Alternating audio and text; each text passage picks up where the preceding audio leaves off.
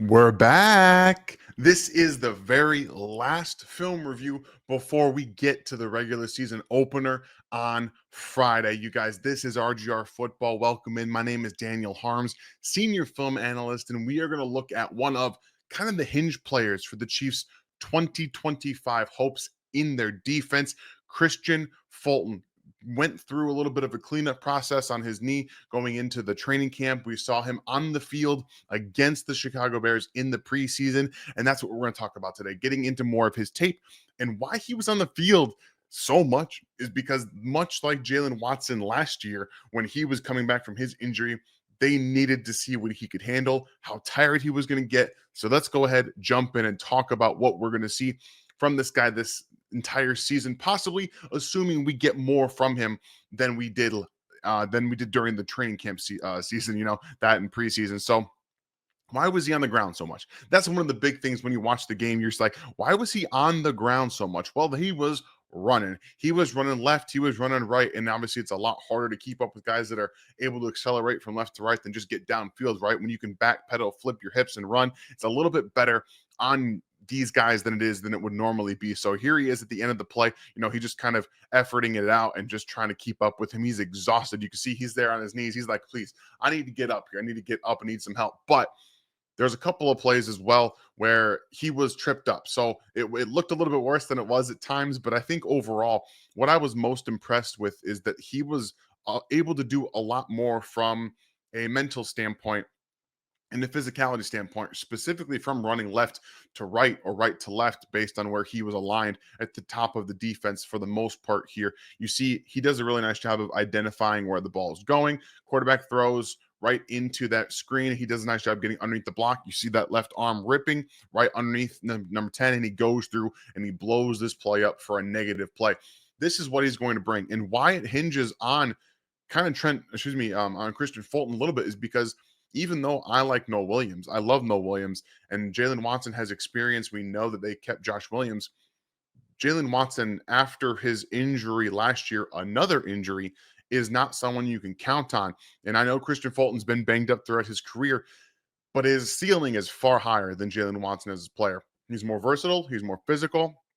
And I think at the end of the day, he's got more football IQ and tenacity to play at the catch point and with guys downfield. One of the things we saw last season really show its head in the Super Bowl was when Jalen Watson got beat downfield, he panicked. He couldn't find the football. He didn't have that burst to get after guys and to really recover. So one of the areas that I was really looking for watching with Kristian Fulton was, can he keep up? Can he be in the receiver's hip pockets? Can he do a nice job not just being a vertical presence against the vertical receiver, but go left to right, much like we see sometimes when you're in man coverage, you have to be able to go right to left or left to right and keep up in that hip pocket. So really nice job here from the defense all around. You're going to see the Bears come out in a three wide receiver set. You've got running back in the backfield or under center. They're going to send him player in motion.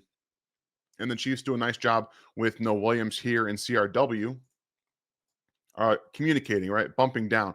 So in man coverage, typically you follow your player across the field. Sometimes you pass off. So Noah Williams does a nice job passing off hit number 87, Luther Burden, I believe, to CRW in the slot, who's going to run all the way across the field with him in the top of your screen. That kind of makes Kristian Fulton a slot or a nickel player right now because you have two-way goes for number 13. He can go outside, he can go inside. So he's got to be able to cover more field, more ground when they have those reduced splits like that. Nice job from Fulton, not only staying in the hip pocket. Yes, I think a better football located in front of the receiver gives him a better opportunity to make the play.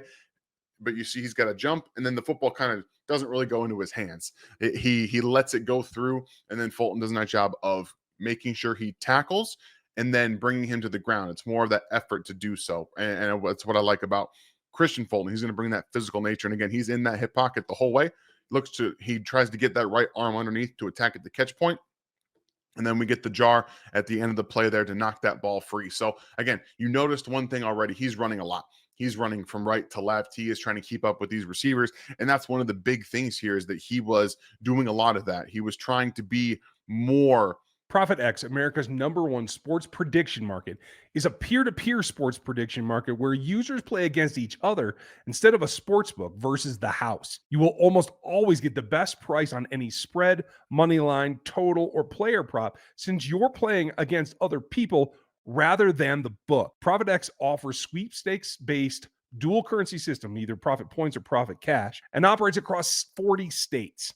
Use the promo code RGR and claim up to $200 in profit cash on all plays for the first 30 days playing on the site. ProfitX gives you the best lines in the space, and you can even set your own odds on specific wagers on your players, all at ProfitX. Go there and use the code RGR. Terms and conditions apply. I guess tested by the defense, which by the coaching staff, which you want to see. You want to see how he's going to respond to some of those plays. Let me bring this a little bit bigger. Not a huge fan of. There we go. That's better. So here again, bump receiver goes in motion, and we get Kristian Fulton bumped down on Rome Odunze, big on big, as they say in the NBA. We have this right here. And again, he's trying to keep up. Look, he's still running.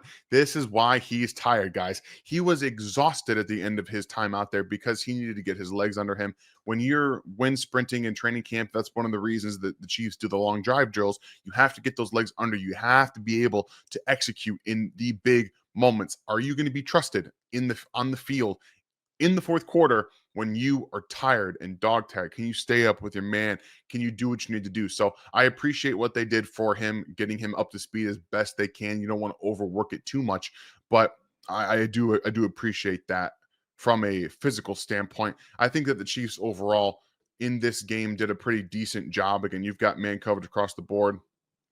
They played a lot more man coverage and just trying to create more opportunities for guys to run, to test out your physical nature. And this, again, you got more starters here with Hicks and some of the younger players on the field. But overall, Fulton is going to be a guy who gets starting reps, and not just reps, but he's probably going to be a starter for you in base with Trent McDuffie out there. And then when you see them go to nickel, you might see Trent McDuffie in nickel. You might see Chamari Connor in nickel. We don't really know how that's going to go. Granted, I think we all know Chamari Connor is going to be on the field more than we want him to be.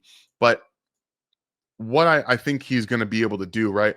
Not only from a pass defense perspective, but he's a physical player. He's not going to, and this is what the Chiefs really look for in their corners. They look for them in the safeties. You have to be able to participate in the run game. And if you can't be at least a net neutral in the run game, they don't want you on the field. They do not want players that cannot participate and be more almost like a force defender. One thing you notice here is that a lot of times corners, nickel players right here with Chamari Connor, they have to bump down. They have to be able to condense into the formation and almost be that extra force defender on the edge of the offensive line. So here you get an inside zone play from Chicago where they open up this hole here.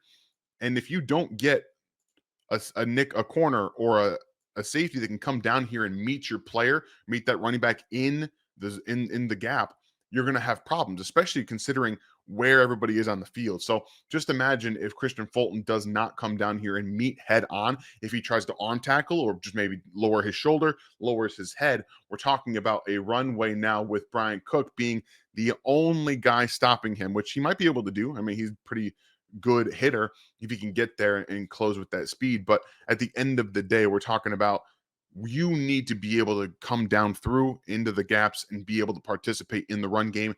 And one thing that Kristian Fulton is going to do is that he's long, he's big, he's got really good instincts. And again, what I like about this is that he kind of forces. I mean, this is where the ball is coming anyway. DeAndre Swift is coming here, but Fulton does a nice job of kind of maintaining that outside leverage because you don't want Swift to press and pop this outside. That's one thing you don't want. So you have to be able to maintain that outside leverage to force him inside. And then he condenses down into that gap and then just comes in, goes low. We got guys that collapse there. So at the utmost perspective of the defense, when he's on there, you're not lacking for size on the outside. You're not lacking for someone who's not going to want to play in the run game. And this is where I think he's going to be the most impactful, up at the top of your screen once again on that outside, this time against DJ Moore. And what I again appreciate is that he's going to be physical against receivers. And when you're able to come downhill, be more of a press, maybe a little bit off at times as well. This is more soft press. The difference between hard press and soft press, with a hard press, like a pretzel, right? Hard and soft pretzel. The difference is here is that you don't have the press, the jam element. Hard presses, you have a jam at the line of scrimmage. Soft presses, you're still close, but you're using your athletic traits and your ability to read that receiver to be able to make plays, to be able to use your hips, right? So either he kind of sees DJ Moore going out, so he shuffles his feet and gets out there, knowing he doesn't have to worry so much about a 50-yard bomb down the field. He has space to work with. And they were attempting to throw this football at least to number 4, the running back out of the backfield. But that's what you get with these high-low concepts on the left side. You have physical play from the DB with DJ Moore kind of running more of this outside release fade. And then here to DeAndre Swift, it's almost like a two-man read.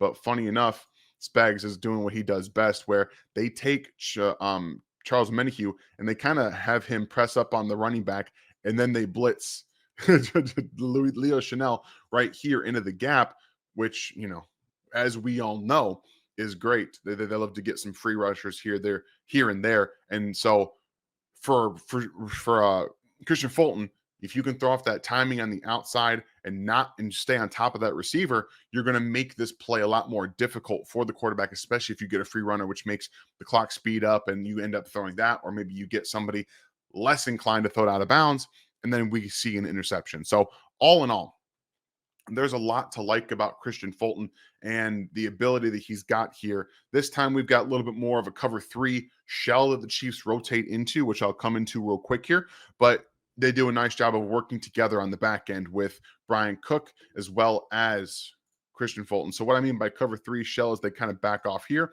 You have Cook down here mugged up a little bit right over the top of Nick Bolton. He's going to bail out.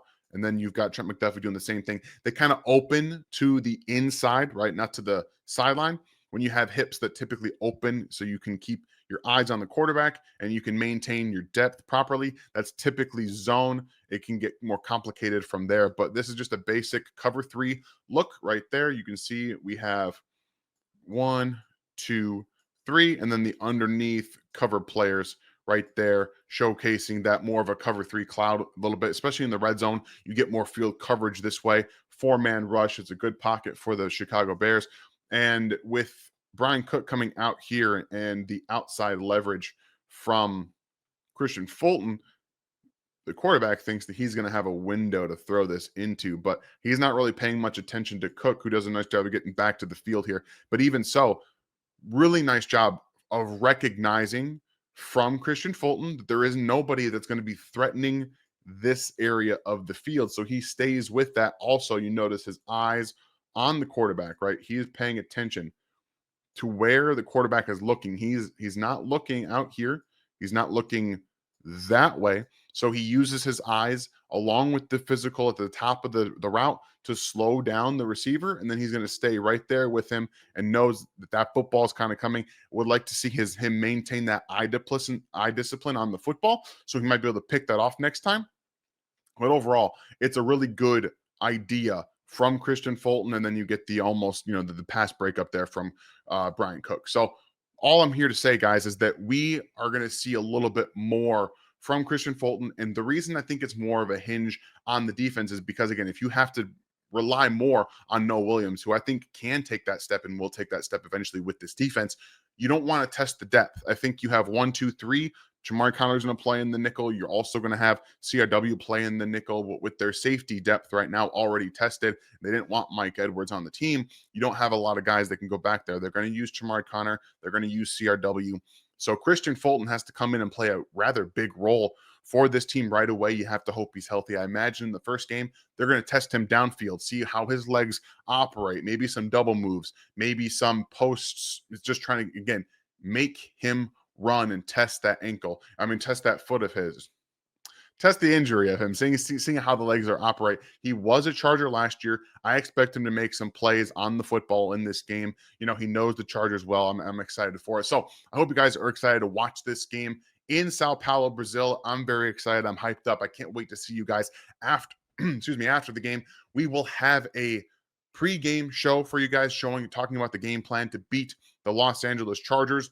tomorrow. Hopefully, stay tuned for that. And we will have you guys covered after the game on Friday. Hope you have a great rest of your day, and we'll see you next time. Thanks for watching this video from the team at RGR Football.